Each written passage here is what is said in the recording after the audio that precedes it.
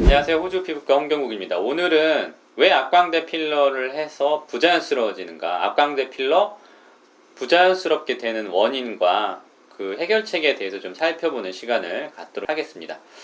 필러는 하고 뭐 부자연스러워졌다 뭐 이런 경우가 많이 있죠. 그래서 필러는 해서는 안 된다, 위험하다 뭐 이런 이야기가 많이 있잖아요.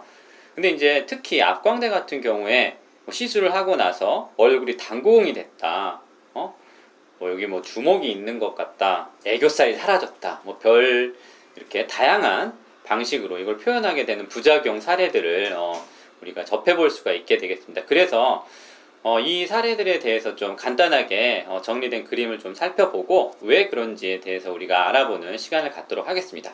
화면을 보시면 이거는 이제 제 친구 말레이시아 의사인 팅송림이라는 이제 의사가 뭐 학회에서 많이 발표를 했던 내용인데, 페이셜 오버필드 신드롬이라고 해서 얼굴 너무 많이 채운 증후군이야 뭐 이런 이야기가 되겠죠. 여기 보시면 어때요? 이거 흔히 이제 우리가 부자연스러운 필러의 얼굴에서 대표적인 얼굴의 형태가 되겠습니다. 이마를 너무 많이 채워서 화성인처럼 톡 튀어나오게 되겠고, 그 다음에 특히 이제 이 앞광대인데, 앞광대 볼륨을 너무 많이 채워서 여기는 이렇게 움직이는 곳인데, 표정을 지을 때 수축을 하는 곳인데, 그 필러가 다 앞으로 밀려 나와서 풍선, 뭐 당구공, 이렇게 툭 튀어나온 광대를 웃을 때 이제 갖게 되겠죠.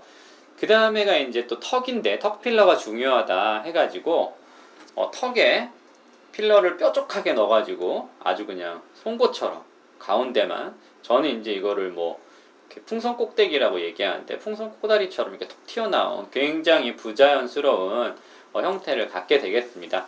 우리나라는 좀 덜하지만 이제 러시아 같은 경우는 뭐 입술 또 필러 많이 넣기 때문에 또 입술이 오리처럼 두꺼워지는 경우를 우리가 살펴볼 수가 있겠습니다.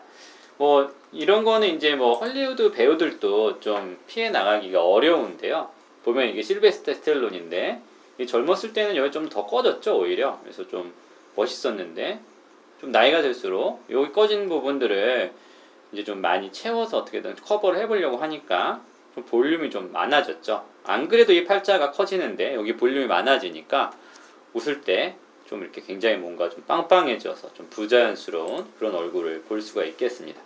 요거 이제 마돈나인데, 마돈나도 마찬가지예요. 젊었을 때는 이 광대가 이렇게 위치는 위쪽에 올라와 있지만 사이즈도 작고 딱 밸런스가 잡혀 있는데, 이건 어때요? 굉장히 커졌죠. 그러니까 이런 것들은 너무 많은 볼륨을 채웠을 때 생기는 대표적인 문제라고 할 수가 있겠습니다. 뭐 이마에 이렇게 심한 필러를 넣거나 턱을 이렇게 뾰족하게 하는 거는 근본적인 시술의 문제라고 할 수 있는데, 그럼 왜 앞광대에 이렇게 당구공 같이 되는 문제가, 뭐 돼지 저금통 같이 되는 문제가 많이 생기느냐?